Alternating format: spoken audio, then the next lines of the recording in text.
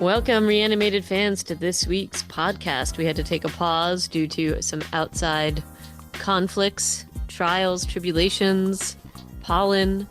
But in any case, we're back now, and we are here to chat today about the movie Abigail. And I am here, as always, with my intrepid co-host, Stuart Tiffin. Hello, Stuart. Yo! And Hi. I'm A.P. Conrad, for those of you who don't know, but you probably know I just dive in without any kind of introduction to my self-introduction. But anyway, talking about Abigail, the child vampire movie. But before we get to that, we actually have quite a few little news items. And I just realized there was something that I wanted to talk to you about, Stuart, and I forgot to add it in, which is Fallout. I've been hearing things, so maybe we hmm should throw that on the list. Um, I've seen most of it. Yeah, we could talk about it. okay.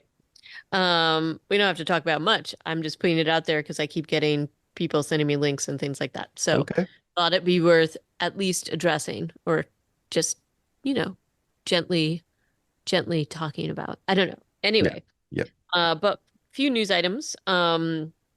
There's quite a few things in production or soon to be in production. And Joe Manganiello, Manganello. Anganello is now set to produce and star in Mountain Man, which is a series that I have not read or familiar with, but I think you have, Stuart.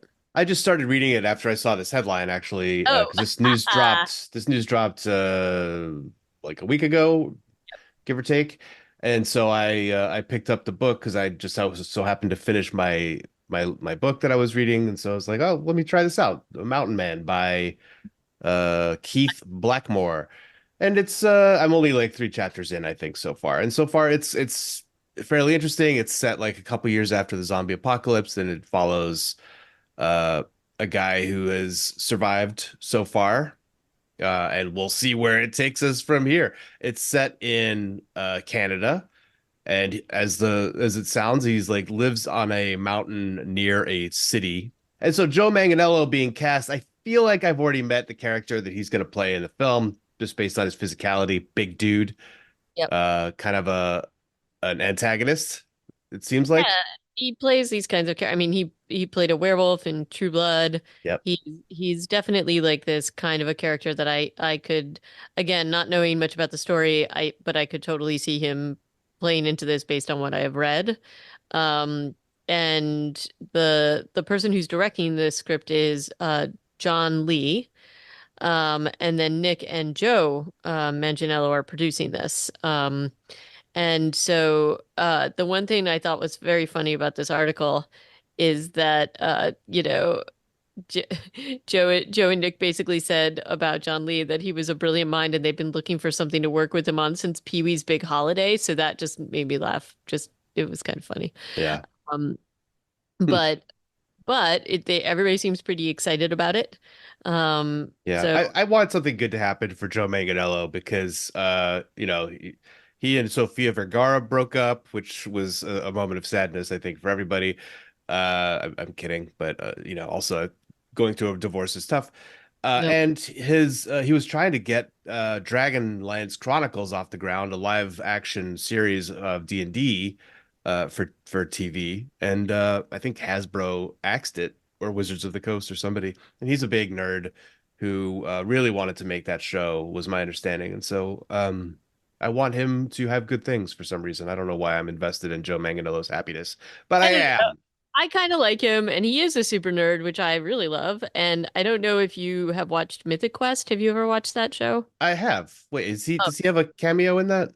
he does, and it's all about him starring in the sort of um he's supposed to be like playing Ian, I guess, in whatever movie they're doing about his biopic or whatever it is. And there's just like a whole storyline with him that is kind of hilarious. And so it's good to see him in these kinds of things. And um I hope this turns out to be fun. It seems like it might be, so I can't wait to see whatever happens with this, um but looking forward to talking about that with you down the line. Yeah, but I think we're a ways out for We that. But are, but it's exciting to talk about anyway. True, true, true, true, true, true. So Joe Manganiello's Mountain Man coming, I don't know, in a couple years maybe. We'll see. We'll tell you when we hear more. All right. Then Taunton, Massachusetts had some exciting activity All right. a So couple just weeks out of ago. curiosity, have you ever been to this town? Because I have. I have not. I didn't get much out of Boston when we were both Uh, denizens of that city. Well, this town, I'm really psyched for them that they have something going on. I will say that it's one of those towns that just has like, there's like a mill or other stuff and like things that I'm really excited for them that they have this going on. I did When you love that. say a mill, you mean like they have industry that has long since ceased to function. Yeah, that is ceased to operate. I mean, they do, and so the fact that this is kind of a fun thing going on, I'm psyched for them.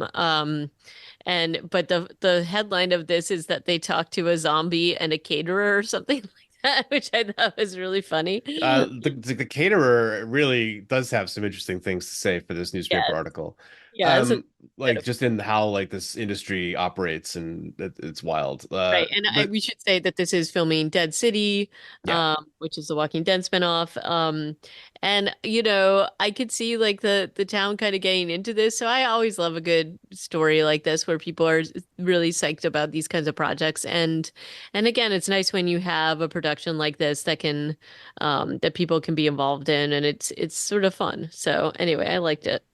So they shot in two locations in Taunton.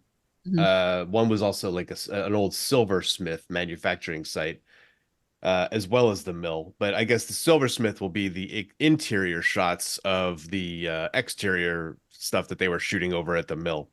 Um, and what was kind of also interesting about this is they had a lot of extras. There's a photo in this article of people dressed up in like Civil War garb, like including blue coats and gray coats Yeah, I with saw that. little caps and bandoliers of ammunition, and they do look kind of old school. So I wonder Actors, I imagine. where is Dead City going with this? Like Yeah. So. that's kind of weird. And then the finally the or finally for me, if you're not final, the caterer, Go this ahead. dude, Alan Mork, drove his fleet of food trucks from LA to feed the cast and crew on this show. And I think he said he was going to be gone from home for like months. Yeah. Uh, that's just crazy. Yeah, because also there's food trucks, as we know, in Massachusetts. So All that's over the place. Why would all over they? the place, and that seems a little weird. That's just bananas. But I'm sure it was good food, and maybe, who knows? I don't get that at all. That doesn't make a whole lot of sense. I'm sure you can find somebody local, but maybe it's I don't know, a union thing, or I don't know, who knows.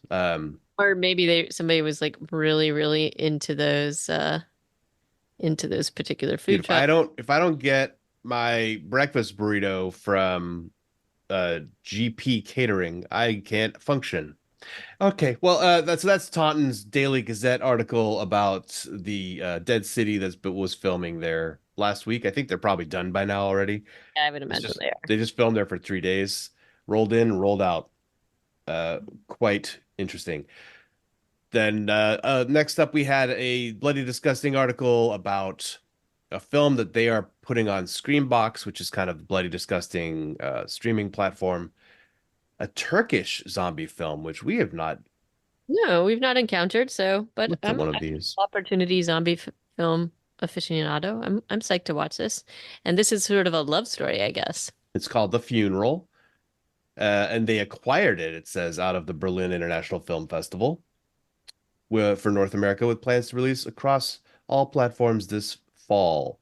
So actually not coming anytime soon, but in about 6 months, maybe we'll get a look at this with Ahmet Rifat Songar as a hearse driver who opens the back door of the hearse to find a dead girl making strange grunting noises. Immediately captivated by her beauty, he falls in love.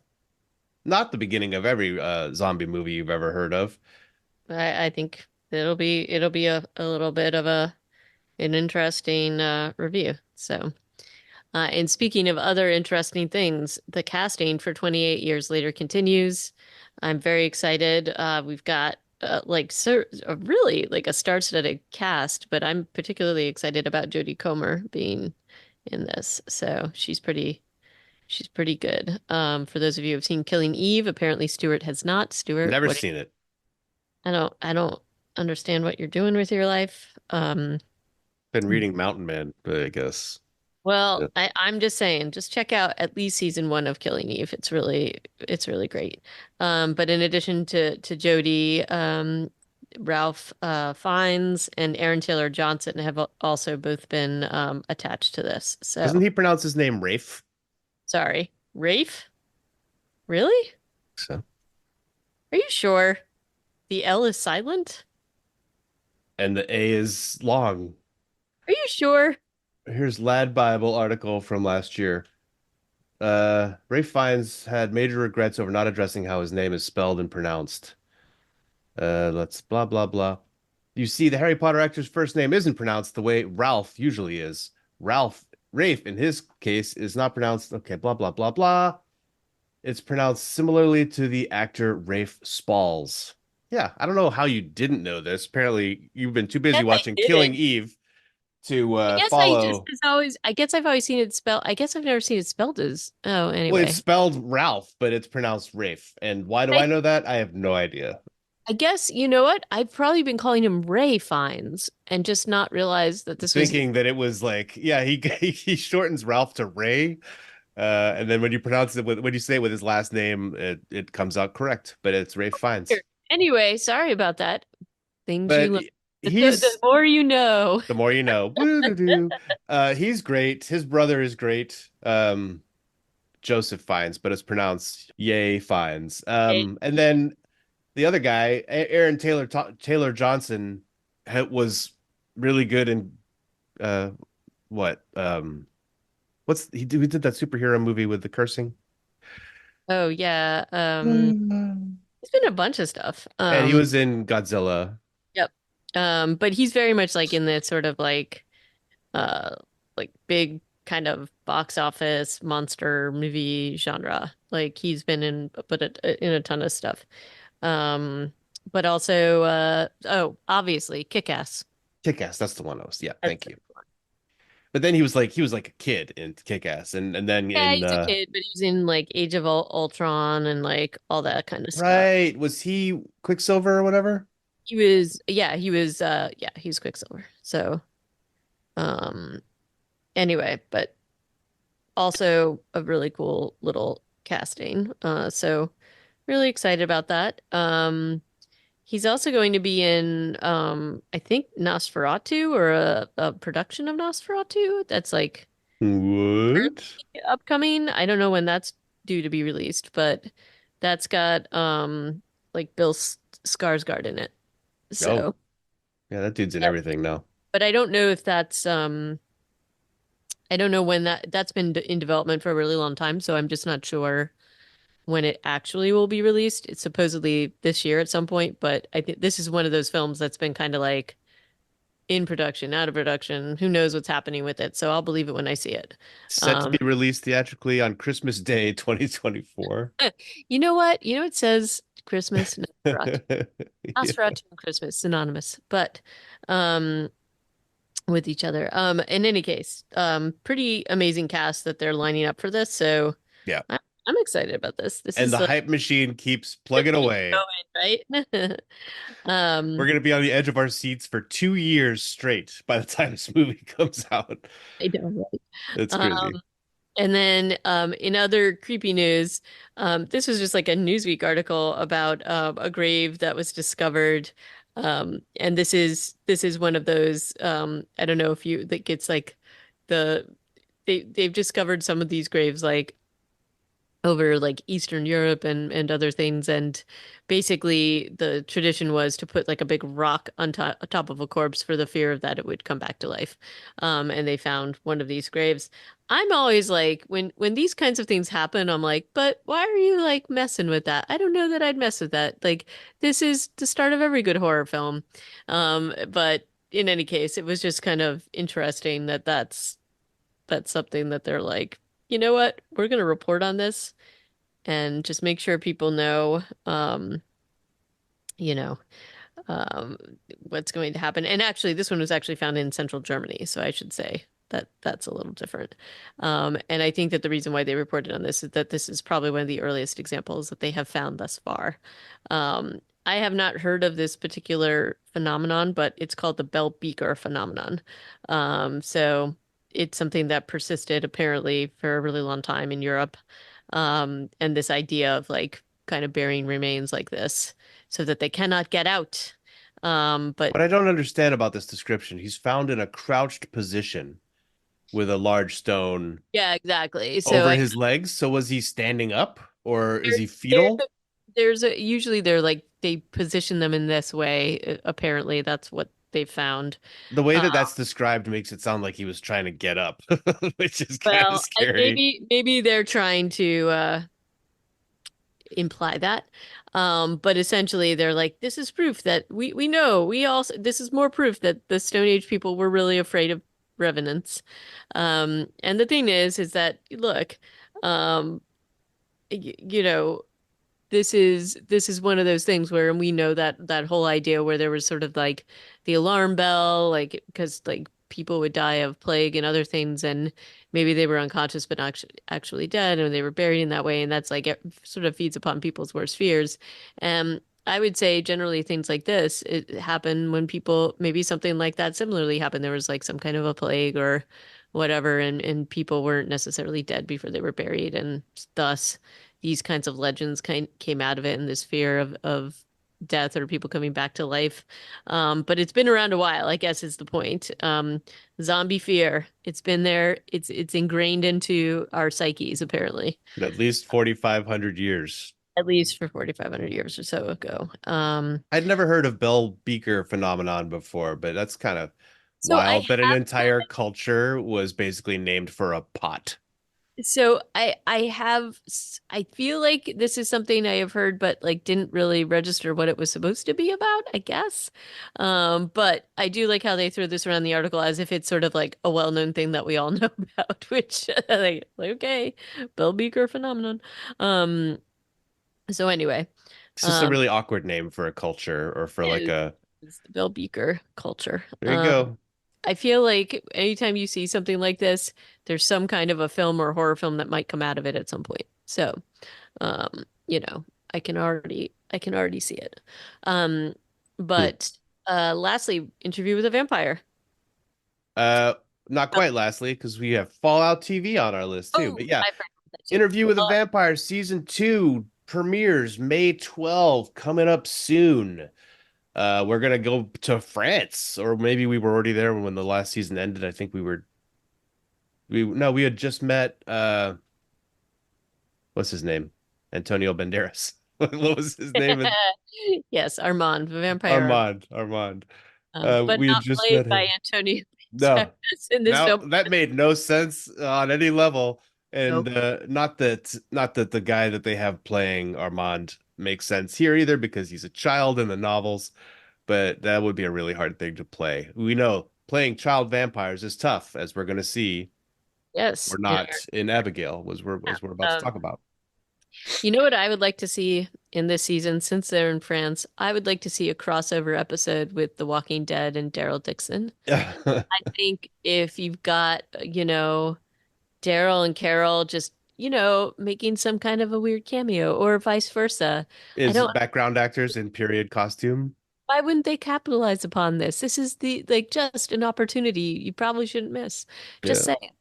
Um, but anyway, very excited to see that, and we'll definitely be talking about that as it rolls out. So, Yeah.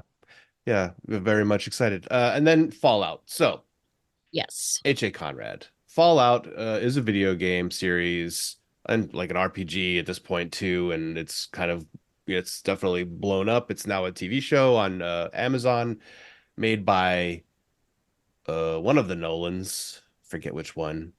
Not the one who made Oppenheimer. It's not Christopher Nolan, no. No.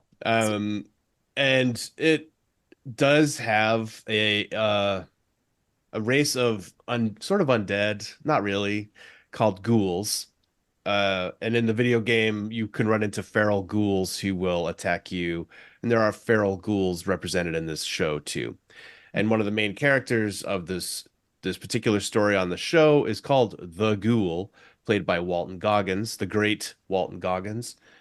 Um, but he is not feral. At least he wasn't in the episodes that I've seen. I have not yet finished the show. Hmm. But I will I would say the grain of salt that I would bring to this is that it is not sufficiently undead or canonically zombie for us to necessarily talk about. There's one episode where there are some feral ghouls. It's all over pretty quickly. Does so I have not played the game and I have not yet watched this, but a lot of people have been emailing me and texting me about it and asking if I've watched it. And some of the things that people are describing make me and because I have not actually seen this, so it's a little bit unfair of me to comment. But um some of these things they're describing sound a little bit like the Wool series, but maybe not. Oh, yeah, Maybe there's probably some shared DNA there because people do live in vaults underground for yeah. hundreds of, or if not hundreds of years, then at least many years, many generations. Hmm. So, or the Silo series, I guess it is But called. usually the story is about leaving the vault and going above ground. Like that's kind of the meat of a Fallout story. Hmm. And the ghouls I should mention are mostly like have been twisted by radiation Okay, so more than there's that anything else. Yeah, aspect. Okay. yeah.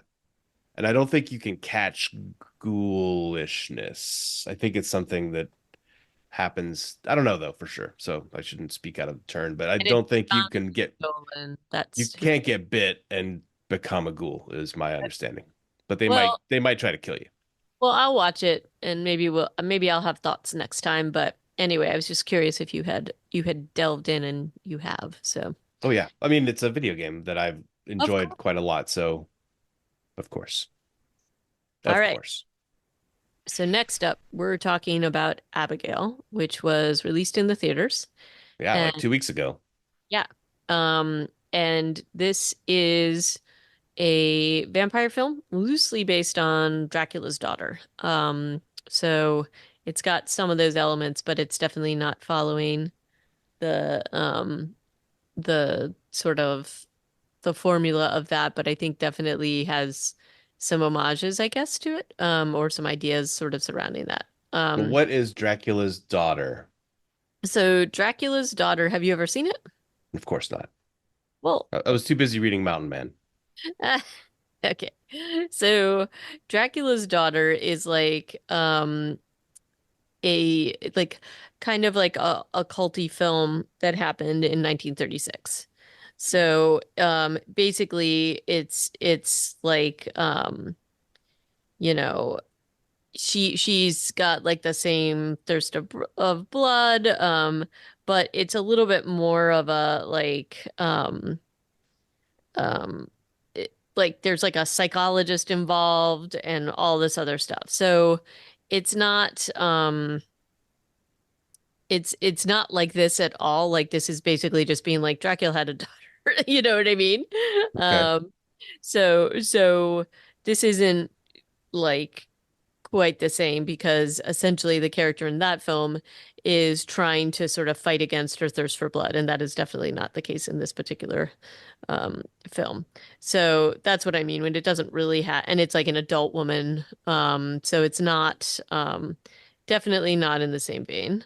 Um, so, but there's some daddy issues and things like that, um, and so. And that has sort of like a weird kind of tension between her and the like psychiatrist that's trying to help her or psychotherapist that's trying to help her. This is not that. So, this is a film directed by um, Matt Bettinelli Oypin. Is that how you say it? Sorry. How do you say this? Bettinelli Olpin? And then Rafe Fiennes. shut, Tyler Gillette, shut it. Shut it. Anyway, written um, by Stephen Shields and Guy Busick. yeah. Busick, yep. And then a whole bunch of producers. And it seems like a lot of these people in the producer, director, writer list have all worked together before. If you look at some of their previous projects, there a lot of them are linked by Scream and Scream 6 Yes, which will come and to Ready or that, Not. which we'll talk about just because of some, we'll get to that because of some of the cast or Oh one. yeah. Yeah, the our lead lady Yep. is also a Scream, one of the Screams alumna. Um, so, this was also the writers, Stephen Shields, a guy Busick. This is like it seems like there's like a lot of overlap just generally in terms of like the kinds of things that they like to work on. So, that's kind of like the deal here. And you can also see a lot of different references and casting, which we will again get to in a moment. Pretty good cast overall, I would say. Oh, stellar. Yeah. Uh, Like, okay, yeah, let's talk about this cast. So Melissa Barrera, I think, is the one you wanted to bring up. She is a Mexican actress who also was in Scream. she was in Scream and Scream 6, I think. No, how can you be in two Scream movies? My Well, God, she was in two Scream movies. yes, she was. And I then thought she they just always killed everybody off, but she plays the same character, Sam Carpenter, in both of those. I haven't seen either of those. Are they any good? um I saw the first one, And I she think. was in The Heights playing Vanessa, who I don't remember who that is, but I think she's on the poster art. But there was controversy because she got released from another of the Scream franchises due to comments she made about the conflict, the Israel-Palestinian conflict. So that's a thing that had been happening. Huh? Weird. Or I'm pretty sure it was her. Yeah, maybe I'm wrong. Well, let's not Sure, it was her. cast aspersions. Yep. So in any case, the fact that she was cast in this, I think, also is a kind of a statement. So, and there was a lot of controversy over that particular decision. So we have her as the lead, I would say, or one of the leads. Um, we have Dan Stevens as Frank, which I will admit I did not recognize Dan Stevens. Maybe it was the facial hair or Oh, whatever. he has reinvented his face several He times, but he has, and I you know what? mostly remember him as Matthew Crawley from Downton Abbey. That's a long time ago now, and he was a little rounder. And then he went and did Legion, and he like lost a bunch of weight. Uh, and then I think this is like him kind of in between those two roles. But generally, I feel like I can recognize Dan Stevens, and this is going to sound a little unkind because he has the slightest weak chin, slight, very slight. So Um, but I so usually it's like a profile thing where I'm like, oh yeah, I remember that guy. so I just didn't register that it was him, even though I guess I saw his name on in the credits or whatever. But he was in Eurovision, the song contest thing as the Russian like guy, whatever his name was. And That's the Russian um guy. but I just kind of like that he's going all out for all these roles. So I totally support that. And he played this character kind of to the hilt in a tropey way. So I kind of enjoyed that. Yeah, I like that he was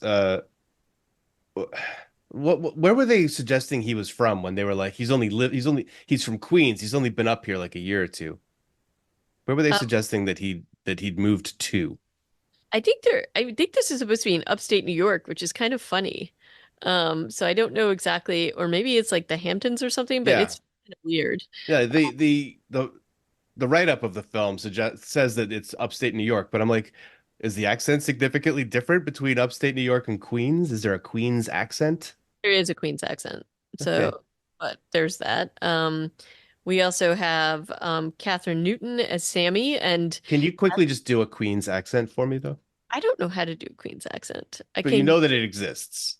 I can mainly do like a Bronx accent or a part of it, only because I have family members that have the Bronx accent, which you just kind of like say bottle, drawer, you add in certain weird things. Um, and weirdly, they all just, have a lot of overlap with certain like regional northeast accents. So, Okay. uh, Well, either way, this he's is doing. I almost thought he was doing a Boston accent well, for that's what I parts of mean. this. Like those regions, I think for the outsider and maybe for somebody from the UK, may be really hard to distinguish. He Yeah. sounded much more Boston to me as well. None of these people sounded like they were from New York to me. No, they did not. Not a single one of them. Certainly not Kevin Durand, who was going for I like don't know what very he was very going French Canadian, I guess. You know. for. Um, Okay, but you were saying Catherine Newton, who we just watched in Lisa Frankenstein, now no, is it's been coming, it's been her year for horror, I suppose. and But certainly her year for Reanimated podcast, as we watch her do a turn as a kind of a bubbly blonde hacker here. Again, no accent, accentless American English. She's in this too. We'll get into the performances, and then Kevin Durand, the giant. Oh, yeah, sorry. I guess I skipped Will Catlett, who was unknown to me before this. No accent either. Uh, um, he's the Marine. What's his Rat Pack name? his Rickles. Rickles, Rickles. Yes, like and Kevin Durant has a lot of fun with that during the film. right. I mean, he apparently, and I feel like I have seen him, and so when I kind of looked up his bio, he definitely had a part in Lovecraft Country.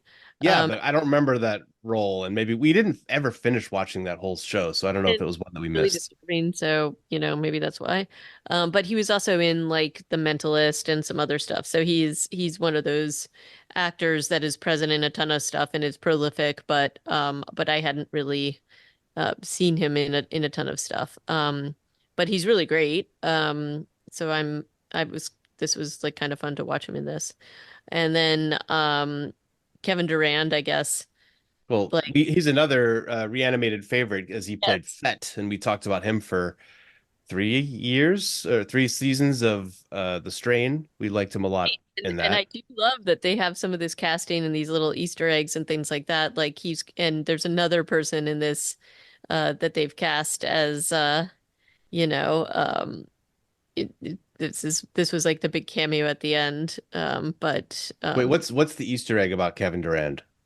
not an Easter egg, but just sort of like you have a lot of people that have been in kind of vampire-y. I mean, he was like the main role in The Strain.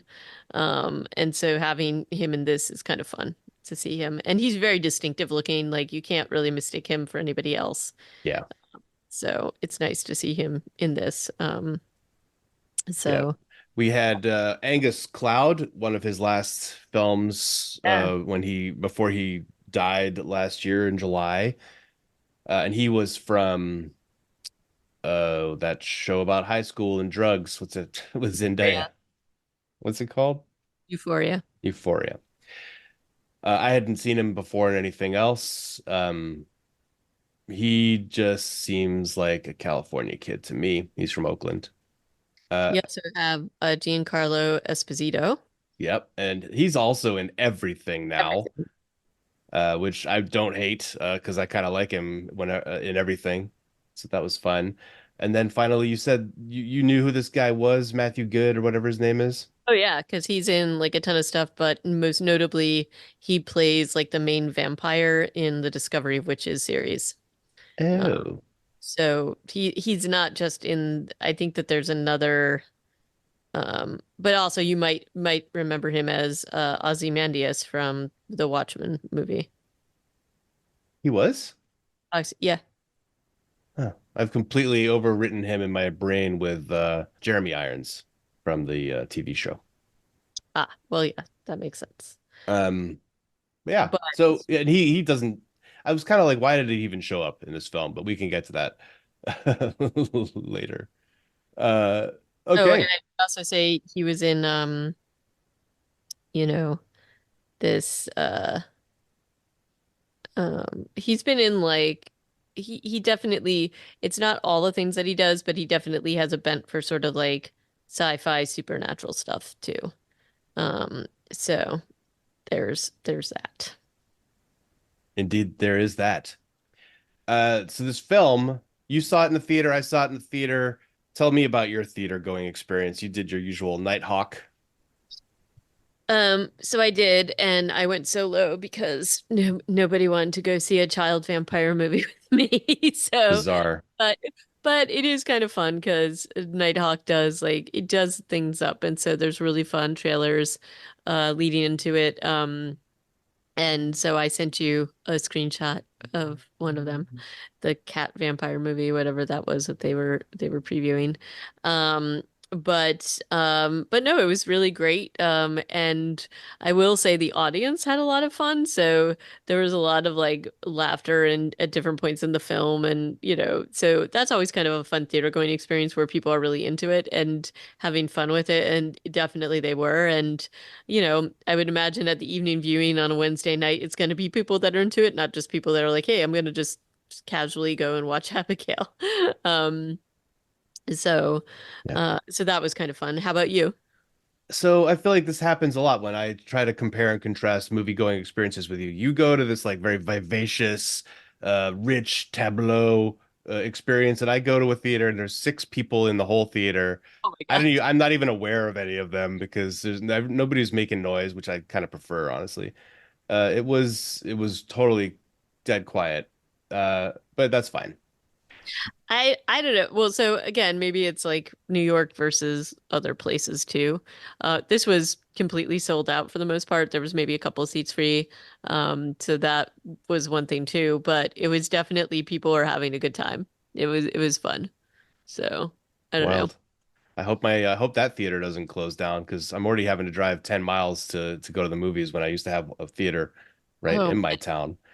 Okay. But so decent yeah, I have no complaints from my movie going experience. It was good. I don't remember what the trailers were. There was no vampire cats though. no, the vampire cats were really funny, and it was just like they're taking over the world and all this other stuff. It was pretty awesome. So, um, and Delightful. So our film opens with a little dance number. Does this girl? Oh, we didn't talk about who's playing Abigail. oh yeah, Her name, well, I think we were leaving the best for last, so we should probably talk about that. yeah, her name's Alicia Weir, Mm. from Ireland. Yep. She does not have an accent either, which is surprising because she's like probably a 13-year-old girl when she was making this movie.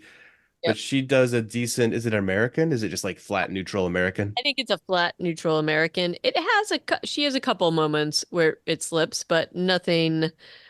She pulls it off. And apparently she's been Matilda in the Matilda the musical film, which I have not seen, and that's pretty much it. Other than like I think there's a couple of smaller films, but nothing that I have seen. She was in something called Darklands, which I feel like I have heard of, but I have not seen. No, I don't think I've seen her in anything of this list either. But she's pretty phenomenal in this, especially given her age. Yep. And I guess they also must have had a contortionist on set because the character of Abigail does some contortiony type stuff at times that that I don't see in her can-dos, her No, bona but fides. I mean, she's been on stage, so she's also done like musicals like Oliver and other things on stage and once. Yeah. And then she is a dancer, so that is definitely something she actually does. Yeah, And so the you ballet can was probably tell, and you can tell, yeah, absolutely. yeah. Uh, she is fantastic in this, and it starts with a pretty good. There's a lot of Swan Lake going on in this film. In fact, I came home humming Swan Lake because I was just like, that's pretty much the Swan Lake is now a horror song in my head when I hear it. Um, so if you're thinking that Swan Lake sounds too upbeat and happy for you, go ahead and watch Abigail, and you'll come home thinking, well, no, it's creepy. Yeah. Uh, so Um, she starts off doing a lot of ballet to an empty theater, and while we see the other members of the cast sort of come together in the background, in these other edits and cuts around her dance performance. and I mean, we should point out that she is dancing alone in an incredibly luxurious theater. She has the means to do this, and probably this group of kidnappers maybe should have registered that unless they didn't know that that's what was going on. But she has this whole theater to herself. I think they must have known what they were up against when the payday that they're all up to get was $7 million each. Like, Right. So we could talk about some plot holes in this because there eh, is some, everything that we see from the beginning with this character exudes um absolute wealth, absolute honestly isolation. She is alone except for the people that serve her. Um and there is, you as an audience I think are definitely made to you're filling in a certain narrative. I think honestly, I don't know what you think about this, but I think they gave away too much in the trailer a little bit, because that just basically gave away the whole plot of the you know film. what? I never watched the trailer. It's been playing, not only has it been playing sort of like everywhere, like that, online or whatever, there's also like ads in the subway and things like that. So you can't, honestly, I don't think I could have avoided it, if I wanted to, but, and it's been kind of ubiquitous and leading up to the release of this, it's been everywhere. And I kind of wish I didn't see the trailer, but I mean, I don't think it takes away too much because it's fine knowing what's going to happen. But it would have been more fun had I not known, if that makes sense. Yeah. Um, but basically everything that they have with this character, there's a lot of control. There is a lot of, just in terms of her dance, the level of control of the dance and the role she is playing. She's supposed to be like, I think 10-ish, 11-ish. Is that kind of the idea? Yeah, I think so. Maybe no, sorry, 12. I think they say she's 12 or something. Okay. But she's playing things well above the level and has a level of control that no kid at that age would have. And so this privilege that she is living in, probably should have tipped them off a little bit, just everything that they sort of see surrounding this.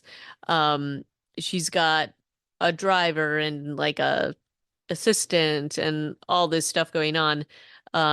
She has her own cell phone and she's just conducts herself in an incredibly um adult way. So I don't know even from the get-go that you're getting the idea that this is like a vulnerable child, although some of these kidnappers read it that way, especially um our main character, Joey. So, I did like how they set it up. I liked how they were just I don't think they were at all trying to be sneaky about it. They were kind of putting things in the forefront, at least for the audience to pick up, even if our little band of kidnappers didn't pick this up. I mean, the movie even title, and if you're even like if you've seen one poster, you know that she's the villain. Right, So what is there to even hide? Yeah, what's the point of being coy about it? Yeah, so yeah, I think the thing that we have to try to understand is why the kidnappers think that this is a good idea on any level, and that it's not really that clear except for the $7 million, which we find out about pretty right. soon. And between these few different scenes, we've got the woman whose name we find out later, or her pseudonym is Joey. She's like got some sort of thing with lollipops, and she's got a gun, and she gets into a van with two other people, including Dan Stevens, who is his glasses, I think, are what throw you off the most for his Maybe costuming. the facial hair. I He's don't got know. these big round glasses that like take up most of his face, and he's They're very very gruff. 70s glasses too. They look like they could have come out of Jaws, like how they have the Yeah, eyewear of all the people in Jaws. That's what they kind of look like to yeah. me. And the van is being driven by, oh, who's driving them? Is it Frank? No, no, the van is by Dean, by Cloud, right? Angus Cloud. He's driving the The other. hacker. Angus Cloud's character is it Dean, and he's driving Sammy, which is Catherine Newton. And Okay. so I think it's Peter, it's Kevin Durand Oh, you're right. Okay. who is driving the van that's carrying Joey and Dan Stevens. Is Dan Stevens Frank? Yes. I think so. Yeah, I never even got all the names down. And then when they actually said what everybody's real names were, I was like, "Oh my God." But then they kept calling them by their fake names, which I was kind of grateful for. Agree. But Joey's in the car. They're obviously they're not like on good terms. The guy, Dan Stevens, is speaking down to her. She's looking through like the syringes that are back there, part of her kit. I want to say that Kevin Durand, Frank, Peter was like trying to make small talk or something. None of them have worked together, so it's also that part of like this group of thieves and whether there's honor or dishonor amongst them. Right. Um, and they, and there's always that sort of like trope, like don't give away too much. So you've got like Peter basically asking questions or asking names, and everybody's like, stop that, don't do that. We don't want to like know it. Like this sort of like unforced errors that would make it like make this whole thing go buzz because you really don't want anybody to know each other, and that's a Yeah. way of kind of keeping things anonymous. So they're one of these groups who don't know who each other are, but they all have jobs to do. And Right. it seems like Frank is the leader, even though they're all split up into different groups from the beginning. Because the other three of them are Sammy, Dean, who are in a car, and Rickles, who is up on the roof of, I don't know, like a garage or something with a rifle doing Overwatch. And so when they arrive, when the other car arrives, he's like watching them go into the house as they prepare to greet the limo, or the Abigail, which they're calling Tiny Dancer on their phone, on their group text or whatever. Which is kind of funny. Yeah. And they also there's that tension between the kidnappers, who's revealing what, and also just sort of some it's interesting because they show very professional and sort of like behavior that means that they've done this before, they've done some nefarious things before. But even in the dynamic between like Sammy and Dean, he's basically hitting on her, and she's trying to do her job, and he like turns up the music and she just turns it down. And so there's already tension between the kidnappers, even as they lead into this particular piece of their plan. Um, Yeah. their plan is pretty like they have to be coordinated, they have to be in sync, they have to be fast. And also you learn the pieces of this that they don't know about. So they may know about the ransom. They may know about other stuff, but somehow they all didn't know that they were kidnapping a little girl. However, Frank did, So Yeah, true. and it's interesting to me because it's also you've set Joey up, and she's clearly got a kid because of her reaction to this, and sort of we find out more about that later, obviously.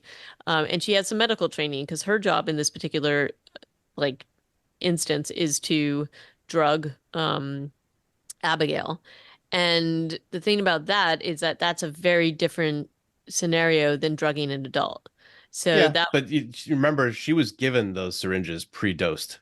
Right. No, that's what I'm saying. So it's like there's things in this that it's revealed to her in the moment, and how is she going to react in the moment? And so there's a lot of like slight drama that just kind of appears. Yeah, she's like, I didn't know it was going to be a kid, and Frank's like, yeah, it is a kid. So what? Let's do it or whatever. I forget how he was talking, but for a minute there too, I was like, wait, if she didn't know that she was supposed to be anesthetizing a child, how could she have, prepared these syringes? But I also was like, oh, but Lambert must have been the one who prepared the syringes.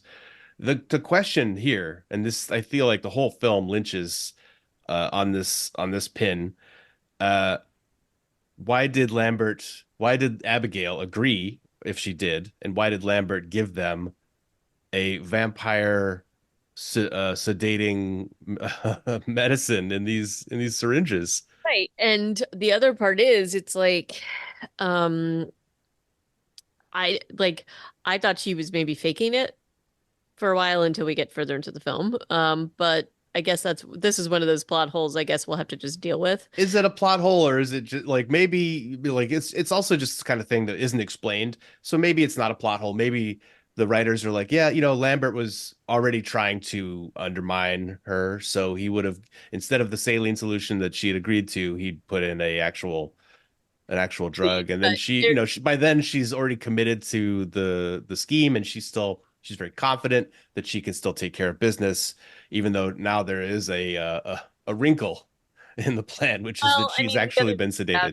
the other thing about it, and I mean, I think that this is the whole thing, and like this is they do a very funny thing in the film. Once her the reality of what she is discovered, but um. She's also pretty much invulnerable unless somebody does something to her. So I guess if they knocked her out and put her into sunshine, that would take care of her. But they don't know enough about that yet. And then, but for the most part, even if they knock her out, she's going to come back and be fine.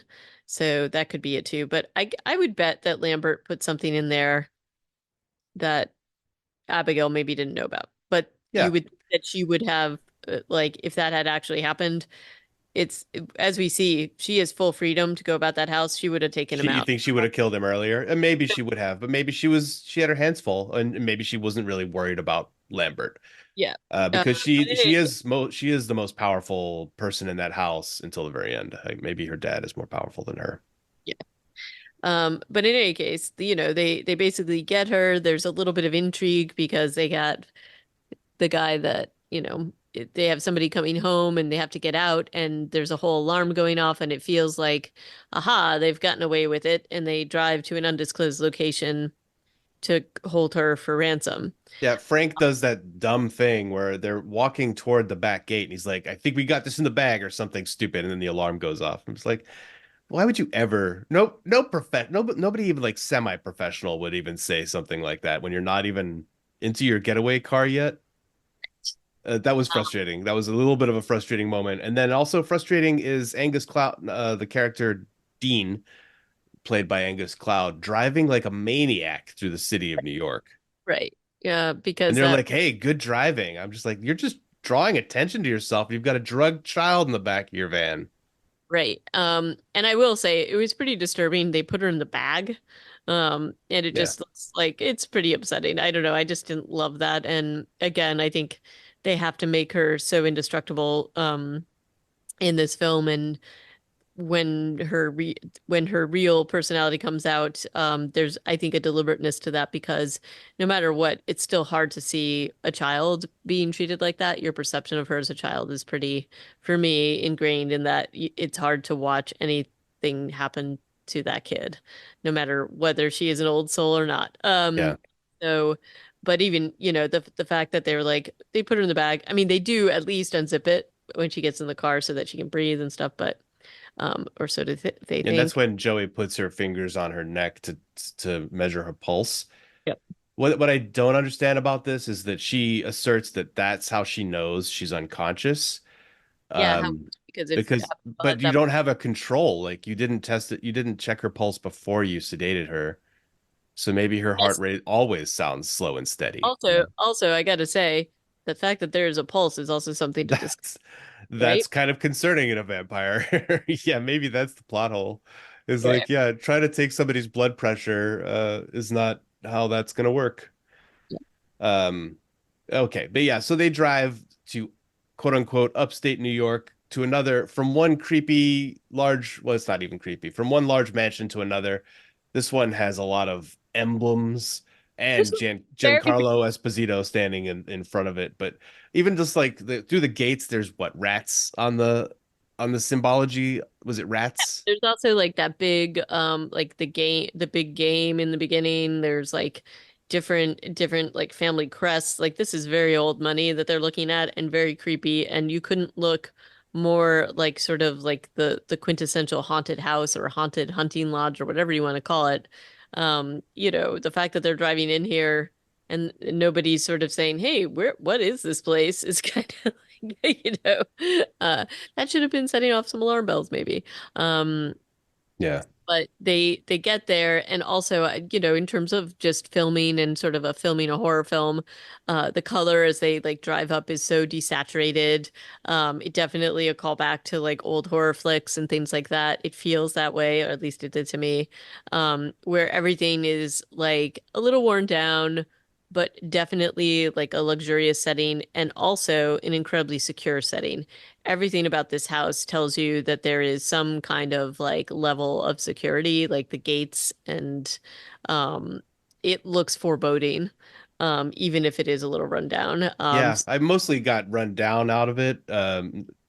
But then obviously the security thing comes in more as the film Well, you goes find out on. more about that later, but even when you look outside the house, it does not look like some welcoming place. It is definitely old school, and it is, and the house is like kind of like massive.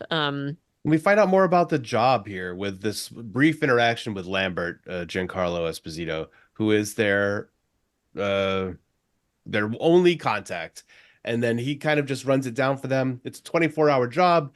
He's going to go and negotiate for $50 million from the dad, but he needs all their cell phones, which they hand over and he takes with him.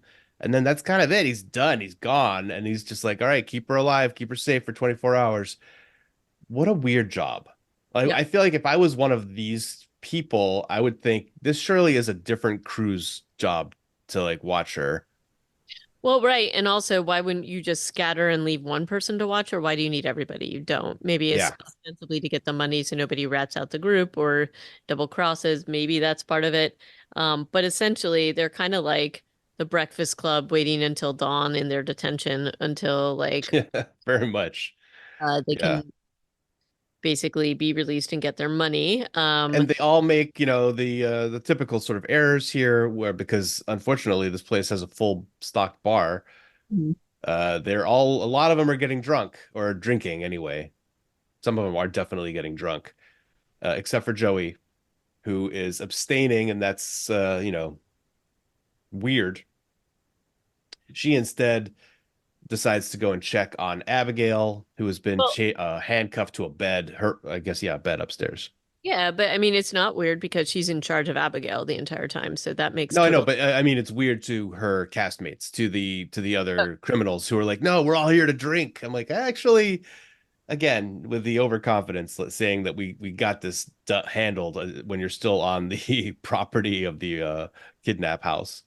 Right. Yeah, so she goes upstairs, checks on Abigail, takes off the blindfolds, is very reassuring and kind, reveals that she has a son, and Abigail moves the handcuffs to the front, and then Abigail, as Joey is about to leave. Oh, and they've also been given all the kidnappers have been given different Rat Pack names by Lambert so that they had something to call each other because Peter wouldn't let it go. Yeah. Kevin Durand is basically the humor. Him and Sammy, I think, kind of trade off on being the funny people on this cast. Uh, so they're all given these Rat Pack names, and so um, Melissa Barrera's character is going now by Joey, and she reveals that she has a son. Uh, Abigail says, "I'm going to call your son Justin for some reason." And then she's like, "I'm sorry for what's going to happen to you here." Yeah, and she says that in that really creepy way. I will say Joey in this whole scenario has basically made every single mistake in the book. She didn't blindfold her, which, that If she was originally blindfolded, I think she was probably blindfolded for 20 minutes. It doesn't seem like it. was. And then like the fact that Joey is just like, "Oh no, I'll take this off." That is absolutely a big no-no, even if she is covering up her face. Fine with the handcuffs, but then she's also revealing personal information, all sorts of things which you would never do with a kidnap victim because you don't want them to remember any details about you. So you need to be a blank slate. But this also, especially the things that Joey reveals, the soft spot that she has for children, that she's got a son, and we learn more about that later. But she is treating Abigail with kindness and basically says she'll protect her and all sorts of things. Um, And look, the way that the group is acting downstairs, while they are not necessarily unduly menacing, we have seen with Frank, especially in the beginning when they were kidnapping Abigail, because Abigail was reacting. She fights off the kidnapping attempt, and Frank is about to like knock her out, like punch a kid, and Joey stops him, and he like later says, "You ever do that again, and I'll like have to take action or something like that." And so Joey I think there is a reason like Joey is like, oh yes, I will protect you and already has. Yeah. Um, but you know, Abigail doesn't know all of this necessarily, but she is absolutely like gathering information and we learn more later. Like Abigail is playing, which is kind of fun as this movie unfolds. But Joey really doesn't know that she's being played yet. So Well, it it's fairly subtle. Even all the manipulation that Abigail does, it's never too crazy. It's in right. this case, I wonder if it is playing a long con. She keeps Abigail alive till the very last. Abigail, oh sorry, she keeps Joey alive until the very last. She and she's knows that she's kind of created a certain bond here. So she might be playing a long con throughout the whole film, just in case she needs Joey's help, which, Well, she true, but eventually then does. also, I mean, the other things that probably should have been tipping Joey off is how incredibly calm Abigail is. Like even Abigail saying scared I and mean, things like that. she's like, oh, my mask is too tight. You know, Oh, yeah, where but am I? What are you doing? But yeah, she's not losing her mind for no, sure. no. And so this is, and it's kind of fun to watch it play out. And I have to say, this like, sometimes kid actors aren't so like as successful as this is, but she's really pretty successful. Yeah. Alicia Weir is like very, very much playing this like a pro. So I kind of thought that that was fun. And I don't remember when Joey had also done her magic trick by guessing details about everybody else on the crew, if it was and before or revealing after. about everybody else that you probably shouldn't know, but Yeah. she gets like her whole, oh, Frank's a former police detective, and Sammy is a little rich girl who hacks, and Dean is not a professional, and definitely this Of one all is, the revelations, Dean is not a professional and maybe a sociopath. I felt like that was kind of the weakest. yeah, it was, His and character was the least defined. um. And I wondered if there was supposed to be a little bit more with him, and maybe they couldn't because they didn't have enough scenes. But I thought he had finished filming Yeah. In this. theory, he had finished all of his shooting before he died. The Um, actor. but and which is, like it's very sad because I think he died of unintentional like drug overdose, and he does read to me, and I don't think it didn't feel like it was acting. Like he did read to me as somebody that's like kind of struggling and out there and altered. So whether that was acting or That no, was definitely the role he was playing too, that's though. what Like he's he was playing. just wasted. Yeah. But anyway, so they all reveal all this stuff about each other or she reveals all this stuff about them, and then Frank does the big reveal about her is that she's a former junkie. And I think then it must have been before she went upstairs to talk to was, Abigail because the first thing she does when she comes downstairs is she's like, "That girl just freaked me out. I don't scare easy, but when I do, I pay attention." And she's like, "Frank, who is her dad?" And so then Frank runs upstairs, basically, doesn't tell anybody he's doing this, runs upstairs, opens the door. She sees his face. He freaks out because now she's knows what he looks like, and like puts a gun to her head. And he's like, "Who's your dad? Who's your dad?" And she tells him her dad is Christophe Lazar. Is that an anagram or anything? well, I mean, if it's Lazarus come back from the dead, I then, guess. you know, that's probably part of that. But and then they all have the ghost stories about, and then suddenly it's like a big crisis because Christophe Lazar is like really a big bad and everybody knows him. And so he actually is like, I'm gonna walk out of here. And then the um the whole big game is afoot at this point where it's like, you know, what are we gonna do? Because her dad is not gonna forgive, and there's all this sort of debate. Do we leave her here and make a call in? Is he still gonna like chase us down, and all this other kind of stuff. And then you hear about how much the money actually is. And, you know, they basically decide, well, we'll just sit here until the morning and play it out and run away, which doesn't exactly seem like the best solution given what they've just been talking about Lazar. Um, so anyway, Yeah, but in a vampire free scenario, the Lazar should not be able to find them or know who any of them are, except for now Abigail has seen uh, Frank. Frank's face. Right. And then so I think there's a few of these sorts of like, oh, we gotta get out of here. Okay, we're gonna talk it down and we're gonna settle down and figure it out because Peter Frank does not try to leave. And then they all kind of split off and go to their different areas, right? And including Sammy goes to watch like cartoons, really creepy cartoons in a on a creepy little old TV, and Dean scares her and tries to like just spend time with her, but has started off by scaring the crap out of her.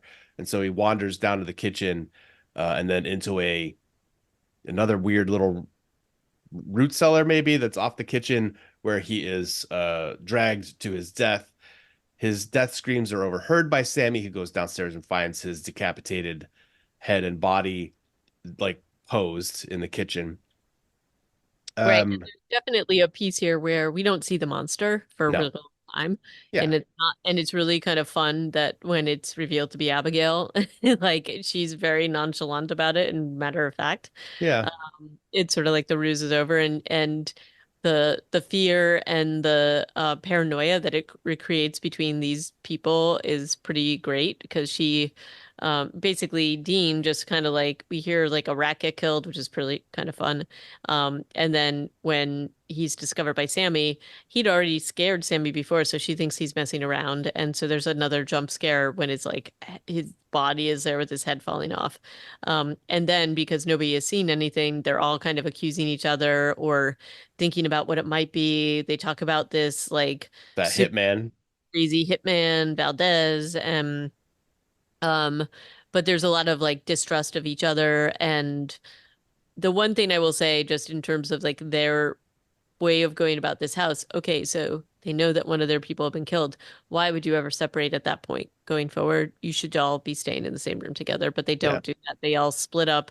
You never split up. This is like a horror trope, which, a little bit maybe of a tip of the hat to Scream and other films that make fun of those tropes, but they really just are a mess in sort of figuring out what's going on. And I think it is kind of interesting. They have these moments between characters, like between Joey and Rickles, where they're like, okay, we'll watch each other's backs, and then Rickles gets taken out almost immediately following that. Again, not revealing the villain, the true villain, the monster. So there was a it lot of, happens. Like I like that one a lot. That was maybe one of my favorite deaths yeah, that was great. because Joey just they basically just had a conversation. He just left Abigail's room too. He's going to the right, she's going to the left. You like the camera's on her for a second, but then you hear a noise. She turns around. He's still standing 5, 10 feet behind her, but now he's doing some sort of weird thing, and his back's to the camera. You're like, oh, he's done. But it was a cool reveal.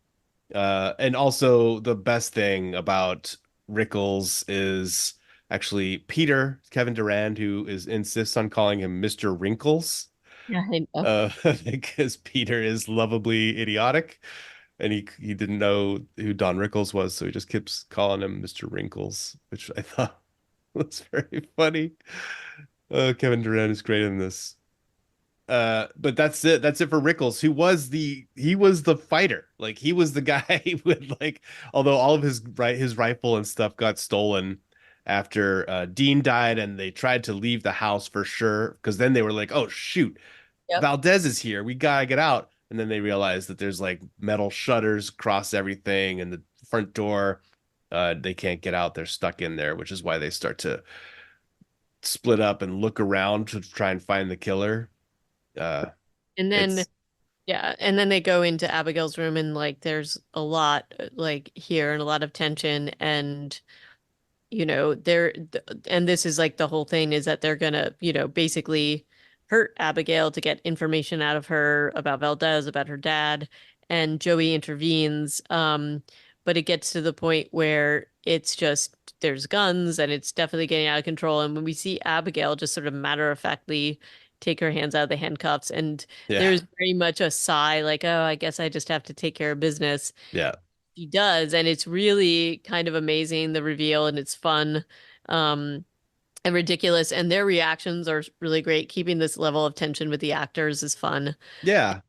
They And I like that Joey goes from trying to protect Abigail in this scene from Frank to actually shooting Abigail a like few multiple times. times intergested, like, Yeah. and it's just like, oh my gosh, all bets are off. The kid's a vampire, and they all like go downstairs. And this is the great thing because it's like they have no idea how to deal with it, and then they all start throwing out like, what are the things that vampires like react to? And they, this is really the comedy in this is pretty great because like Frank sends Sammy to get garlic and the onions thing. She comes back with onions and like he's like, go sharpen some steaks. And they're all like very much like frenetically reacting to this. Um, and then it's a little Ghostbusters like in like how they go and seek her out. And Joey, having seen this and also having interacted with Abigail earlier, is like, I am having no part of this. And I'm gonna just sit down here. And so I thought that that was kind of a fun contrast in how the different people are reacting. Yeah. I think also because she shot her 3 times full on in the chest and didn't do anything, she's just like, I'm not gonna go and like confront that whatever this is. Um, and their whole confrontation with Abigail, who's in her own little dance studio, she's got music going, she is absolutely unfazed, and she's dancing with the corpse of Dean, who she's managed to drag up all these stairs somehow. Yeah. Um, That's a good point. it's like really, they that should have given them pause probably. But she's just playing with them, and even this Yeah, whole she's just like licking the garlic, beating up Sammy. She stabs Frank through the leg with the pool cue that he was the snap like the improvised stake, stabs it right through his leg, and also punctures theater Peter's with his cross. chest like 30 times with the crucifix. And there's blood spattering everywhere. I was almost like, are they gonna kill his character this way? But no, he actually holds on for a while longer. Right. And then and then and then they come back and, Joey's kind of like, oh, how'd that go for you? And she's just kind of sitting there like kind of told you so. And Frank's even like, don't say I told you so. Um, and then this just continues where it's like she's basically playing with them. And this culminates into the whole scene where she's like actually flies and there's like moments where they're like, oh my God, she's like a flying ballerina vampire or something like that. So they really play upon the ridiculousness of this. And Alicia Ware really does a great job at commanding the power in this. She's really just biding her time, stalking each of them. Yeah, when Um, she sneaks up on Peter during that right before the sedation scene, I- she just kind of walks up to him and clears her throat from a hallway, right? Like yeah, she yeah, she has said that she likes to play with her food. She has also well, I guess she says that after she's caught after this scene. But she's when she starts to reveal more about why she's doing what she's doing, it's actually more interesting, which yep, is not necessarily how you think that would go. right. But they do manage to sedate her again, but that's their last syringe, so I kind of wish they'd come up with a better end game than lock her in an elevator, which she is clearly able to Yeah, and like to get out of. She's broken her hands to get out of handcuffs. I feel like they could have had a better idea for how to do this. But it's still nighttime, I think, when she wakes up from the right. sedative. And we also had Sammy who like goes through the little pool of corpses, which is pretty gross. Oh God, yeah, that was gross. And then but even when she shows up, like her comedic timing is pretty good. Yeah. So I mean, look, this is very campy and gory and disgusting, but you also got the sense that the cast was having so much fun doing this. Um, and just how they were playing off each other in all of these scenes. And I do love how Alicia Ware is like her interactions with each like member of this little crew. She's manipulative And she does this whole thing where she's like, okay, let me out and only two of you die, or let me out and only one of you dies. And it's like, well, and Joey's right. She's like, well, she's just gonna kill all of us, y'all. But yet Frank still plays into this to this thing sort of. And he's such a dick and just tries to manipulate her back, and he is not playing in the same game as she is, as it is shown. Yeah, And I he's will say, he's trying to manipulate her back, and it clearly backfires. right. And the only thing I will say about the vampire lore, like none of the things that they think will work except sunshine. Well, and S- stakes, Sorry, go ahead. and stakes. And stakes, but not, none of the things that, The problem is you're trying to overpower a hugely strong creature with a piece of wood, like which is evidenced when she stabs him through his leg with his stake at first. But when he later stabs Lambert in the back with the stake, he explodes right away. right. Um, So but, it's just a matter of being able to be fast enough to and them being vulnerable enough in that yeah, moment, I suppose. yeah. But the reveal with the sunshine was pretty good. But they're also playing upon different things like, Sammy's been bitten by Yep. Abigail while they were trying to sedate her, and she's terrified she's going to turn to a vampire. And Abigail, when they ask her if Sammy's going to turn, she's like, I don't know, or maybe, or something. Like she's Yeah. very like cryptic, and so there's these moments where Sammy's like putting herself into the sunshine and is relieved that it actually works. And they do a slow burn on that particular story. Um, but there really is like a cat and mouse game going on throughout this. Abigail is always in control, no matter whether she seems like she's not. The only time that they had any kind of control over her was when they sedated her, and then they did not try to kill her. So that was their mistake. But Yeah, because that was um, the only time they actually had the upper hand. But the sun was not quite up yet. Yeah.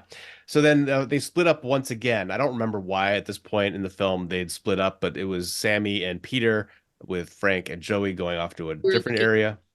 they were basically looking for like the power box of the security They were system. trying to hack the house. Yeah, they were trying to look for the control room, which eventually Lambert just opens a door and lets them in.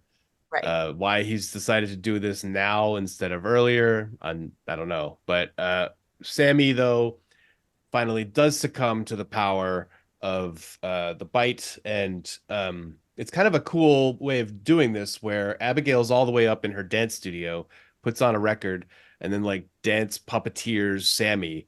I thought that was pretty cool. What did you think of that scene? I liked it, and I thought that her physicality in this was really great for both of them. Yeah, they were matching each other's movements identically to my eye. I thought that was awesome. And also the whole like sort of bait and switch where you think Sammy isn't turning, and Peter's like, "Oh, I can handle her," and then clearly cannot handle her. That's actually kind of great. And just the ending where Abigail is absolutely toying with her, and then basically kills her off, and is sort of like, "All right, whatever." Now on to the next people, and she's picking them off one by one. Yeah. And ostensibly, these are all people that have done wrong to her father or her father's empire. She has explained that now, yeah. Then she knows all their real names, she knows every detail, but they each of them has done something, whether they knew it or not, that betrayed Christophe Lazar's crime empire. So they have all got to go, and they've also been like psychoanalyzing her to be like, you're just trying to, you've said before that your dad doesn't care about you and he's not going to pay the ransom, and I think that was true, and you're just killing all of his enemies to try and make him love you. So they're trying to get this was like the less successful part of the movie for me was this like try to psychoanalyze this multiple 100-year-old vampire creature. I mean, maybe it's good, maybe it makes sense, but for me, Yeah, I but was like, ultimately, really what's motivating Abigail is that, and she brings this out. She brings out several themes of this. And because she lies about a lot of stuff, it's hard to know what's true or not. But that's true. basically said her father wasn't really prepared to be a father. And a lot of the things that motivates her is trying to get his attention. And so what she's decided to do is just to kind of take out all of his enemies, maybe in a bid to get his attention. And so that's real. I also do like all the things that are sort of in the background of this movie that if you look closely, like there's that the statue portrait of the two of them. Yeah. There you see Dean see like a painting which is definitely of Abigail and her dad. And so there's a lot that's referencing their relationship and also the fact that this particular house is sort of like decrepit and falling down, which may be kind of an allegory for their relationship. And she's just kind of acting out all this stuff on her own, but is powerful enough that she orchestrated the whole thing. And so, you know, she controls everything, and there isn't, all of them are going to succumb to it eventually. And even Lambert's sort of paltry attempts at, betraying her is also like thwarted. And I do have the feeling that even if he had succeeded, and Frank had actually banded with him, I still think she would have won out. But He was like, we're gonna also kill Christoph Lazar, which we don't really get to see the strength of Pappy Vampire, but I can't imagine that they would have been able to do anything about him. if this is the daughter, forget it, right? Yeah, yeah. So, and so the story just keeps playing out. And honestly, even up until the end, I would say, like, and I think it's deliberate, there's ambiguity about what Abigail is doing with Joey, um, because we know she's manipulative and she Yeah. is using that relationship. And I was fully ready for her to turn on Joey right at the end. So she basically enlists Joey, even in sort of referencing their peaky swear before, um, into taking out Frank. And Frank's very powerful. And so you do think that this is a losing battle. And Abigail just keeps coming back. And I would say that just in terms of like gore, this is where it just reaches a peak, like a total like fever pitch peak, Yeah, where it's just gross blood upon blood, them taking each other out. This is definitely the place where there was a contortionist involved. yeah. Um, and I don't know that an actual human were to survive the things that Joey was surviving. And I do think that it's ridiculous. And I don't think she's walking out of this without being like severely crippled or or something. I don't think she's walking after all of this. Well, she seems fine. I mean, she's the final girl, so she's kind of invincible. But like you said, the plot armor might not have been there. Certainly, Lambert was about to kill her. Then he was like, Frank, no, you kill her. I did think that Frank being turned into a vampire and then suddenly being super duper evil felt like a little bit of a leap because they'd been through a lot together, Frank and Joey. So maybe it's just like unavoid like you can't help it. I know he was a jerk, but he'd also softened over the course of the film. Yeah, but he still is only his own. I don't know. There's just things about him that he's just smarmy, and so it doesn't surprise me. I did, I will say for a moment, I thought when he killed Lazar that he was gonna like tell Joey that they're gonna now band against Abigail. So I thought that that was a possibility, but that's not where they went with it. And I honestly think that that was kind of a fun twist that it ends up being Joey and Abigail that band together, and Yeah, I take. also thought when he killed Lambert that he was going to be like, okay, you and me, let's get Abigail, let's get out of here. But instead, he's like, no, you have to run because I'm going to come and eat you. It's like, wow, that's Yeah, messed up.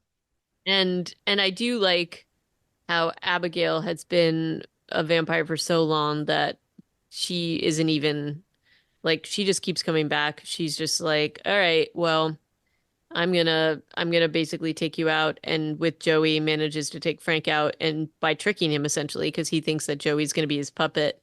And I do like her sort of parting words to him, which is like, hey, you have to be alive or you have to be a vampire a long time to learn how to do all the cool stuff. Hmm. And so, he has no idea that Joey's sort of feigning the control that he has over her. Right. Um, and so when they are successful in taking Frank out, I did think again, this is like kind of the fun part of it is that I did think they were gonna have Abigail turn on her again, but they don't. And then they introduce Dad. And again, I love Matthew Good, so this was kind of a fun thing. And he's pretty menacing. And if this is the daughter, I think that they are sort of implying like how much worse he is. Um, and there's that whole thing between the father and the daughter, even if it's like a weird monstery thing, that there is definitely there's some issues that they've been having. Um, and he's just kind of like he smells Joey in a really creepy way. Like, and I mean the makeup's pretty good. I do like the vampire makeup here for both of them.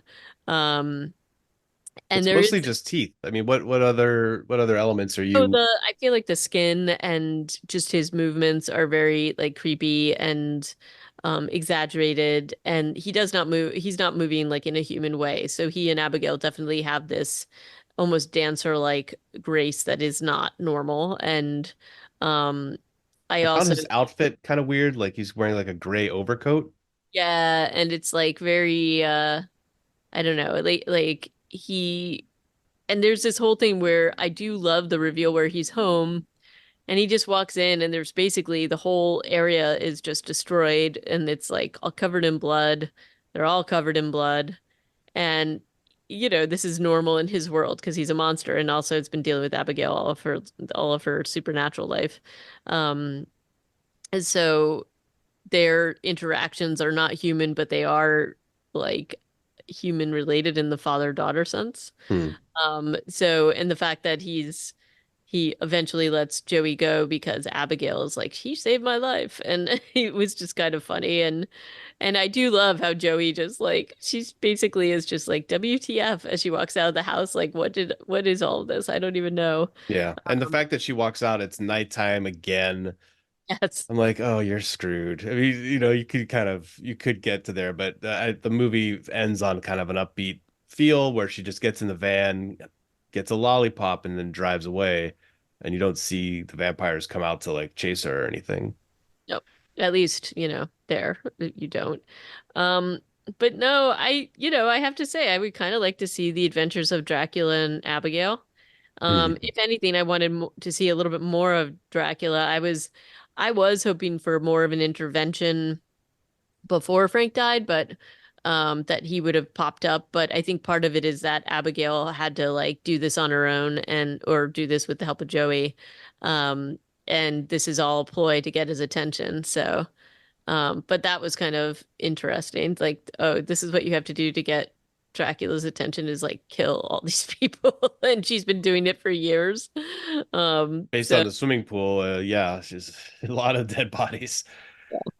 Yeah, I found the appearance of Christoph Lazar, Dracula or whatever at the end a little odd. Like I think almost it would have been better not to show him at all, but somehow allude to the fact that he was there or watching over them for whatever reason. Yeah, to me it was just kind of like a little bit of a letdown that he showed up. But I wanted there to be a reveal of him. I just wanted it to be more. So I didn't want him to never be shown, because I think his absenteeism is part of what drives that character, and so you need to have closure there. But hmm. I just wanted more of it, I guess, or something a little bit deeper. Um, so I don't know. That's kind of that was kind of how I felt. And I really like Matthew Good, so I was psyched to see him in it, and I was just like, oh, that's pretty awesome that they got him to do it. Um, but again, I think I just wanted more of his story as it related to her and maybe more of a resolution between those two. Like what's their plan now? I wanted more out of it. So I wish it just had been a little deeper in terms of that appearance. But again, it's a silly, campy, ridiculous, gory horror jaunt. So I don't think you can have it all. It was all those things. This was a lot of fun. It had the right amount of laughs. It had a couple of jump scares. Nothing too crazy. It had some gross, uh, and it had a great child actor. And not that that's something I need in everything, but for whatever reason, the yeah, I think it was mostly the way that she was messing with people's heads, and you could never really tell where Abigail was coming from. Oh, you always assumed that it was malicious, but then it turns out that it wasn't all the time. I don't know. I really enjoyed that. I think that the cast of Survivor people was really interesting, all very flawed, obviously. And getting killing Mr. Wrinkles early on was helpful too. Fantastic. I had a great time watching this. I did too. And I mean, I did after I watched it, I read through some of the reviews and, it seems like there was like a lot of criticism. They're like, oh, it doesn't do anything new. And I'm like, I don't know that it needed to do anything new. I think that honestly, this was just a lot of fun to watch. And if you're a horror fan, and you go into this and you're looking to just have like a really fun time, this is it. Um, and I thought the cast was great. I thought that especially when the casting of the main role for Abigail is so important, and I thought that Alicia Ware can carried this off amazingly well, and I would love to see her in so many things. She did such an incredible job. And I thought that the fight choreography was fun. I thought Yeah. that the effects were fun and campy and silly and When ridiculous. her hand blew up and started to grow back, that was pretty visceral and wild as far as effects Wild. And go. it was such a great, like, okay, this is the thing that is like her big weakness. And they showed that enough so that when Sammy blows up, it's like, oh, this is, it's going to be bad because Sammy's like, there's like smoke coming off of her just from Yeah. little pieces of the sunshine. And so I really loved the execution of this, and I also loved how much fun it seemed that everybody was having, both making it and acting in it. And so I like left this and I was talking to some people and I was like, hey, this is like really fun. A friend of mine was like, oh, I think I'd be too scared. And again, maybe I'm in a certain, and you and I watch enough of these things that this is like definitely in our wheelhouse. But I kind of feel like people who aren't horror films could still kind of have fun with it. But I think you're going to have more fun if you do enjoy the genre. So, Just going back to one scene that I forgot to call out was after Sammy has killed Peter and she's calling in Joey and Frank on the radio, and then she hears them in the room behind her, and she's like actively trying to not smile or laugh as she's facing away from them, and she's just saying things like, "Oh no, oh no." And I know. I loved that performance from Catherine Newton. That was Man, if Lisa Frankenstein had way more of that, I would have been a bigger fan of that film.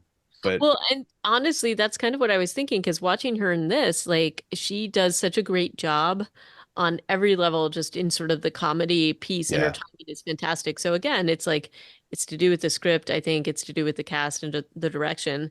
And this was honestly a little bit of the tone that this set was more of what I was expecting in Lisa Frankenstein, and it wasn't that. So this, I think it's really hard to walk these lines, and I think that they did a really great job doing it. And I honestly, I hope people go and see it. I think it seems like it's getting kind of like a pretty good momentum in terms of people, reviewing it and going to see it. It had like a budget of 28 million, and I think the box office when last we checked was around 15 million or so. well, as of right now, it's 18. Oh, is it 18? So, Yeah. maybe they're gonna, I think they'll be okay. But and this also strikes me as something that's gonna be a little bit of a culty thing that people really, when it gets to streaming and things like that, I bet it will take off even more. So anyway, Um, thoroughly enjoyed it. We yeah, happened to see it on the same night, which was kind of funny. yeah, just me like 4 hours after you. It's got 83% on Rotten Tomatoes, which I think is legit, and 86 is the audience score, but 83 from critics is good. And I don't think this movie needs to reinvent anything. It does a good job of the genre that it's in, and it does defy some tropes and other ones it leans into, and I think that that's great. Agree. So what are we talking about next time? Who even knows? But it's going to be probably something about the undead, or Could be something about the undead, yes. yeah, yeah, mostly undead.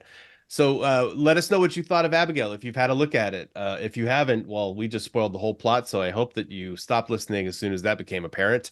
But let us know what you thought of listening or what you thought of Abigail. You can email us at reanimatedpodcast@gmail.com, and you can listen and find all of our other episodes online at reanimated.podbean.com. And thank you all for listening. We're really grateful for it. And stay tuned until next time. Ciao. Alrighty, bye.